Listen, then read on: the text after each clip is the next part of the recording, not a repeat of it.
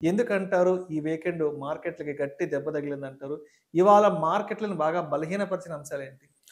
So, ఈ గత వారం, 10 రోజుల నుంచి మార్కెట్ నెగెటివ్‌గానే ఉంది. ఆల్‌మోస్ట్ మనకి ఎప్పటినుంచి జూన్ దగ్గర నుంచి మనకి ఒక సీరీస్ ఆఫ్ ఫాల్ అనేది మార్కెట్‌లో జరుగుతూనే వస్తుంది. హ్మ్. సో, బేసిక్‌గా ఈ ట్రంప్ టారిఫ్ అనేది ఒక పాయింట్‌ని పక్కకు పెడితే, ట్రంప్ టారిఫ్ అనేది మనకి మొన్నొచ్చింది. హ్మ్. దానికంటే ముందు ఉన్న ఈవెంట్ ఏంటి?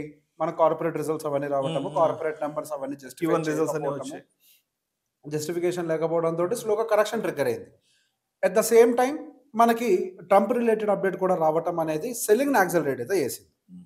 సో, గోయింగ్ ఫర్దర్ ఈ సెల్లింగ్ యాక్సిలరేట్ అవుద్దా లేదా అన్న దాని గురించి మనం మాట్లాడదాము.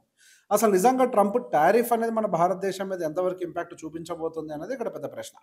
సో, భారతదేశం మనం పర్టిక్యులర్‌గా ఇక్కడి నుంచి మనం మెజారిటీ ఆఫ్ ద ఎక్స్‌పోర్ట్స్ తీసుకెళ్ళేది టెక్స్‌టైల్ ఒకటి తీసుకెళ్తున్నాము, ఐటీ హ్మ్. తీసుకెళ్తున్నాము, ఫార్మాస్యూటికల్ తీసుకెళ్తున్నాము. అండ్ దాంతో పాటుగా gems and jewellery తీసుకెళ్తున్నాము.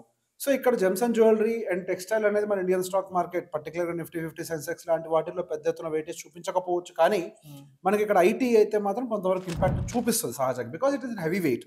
TCS, Infosys లాంటి పెద్ద పెద్ద కంపెనీస్ అన్నీ కూడా మనకి హ్మ్. ఎంటైర్ మార్కెట్ మీద అయితే ఇంపాక్ట్ చూపించగలుగుతాయి.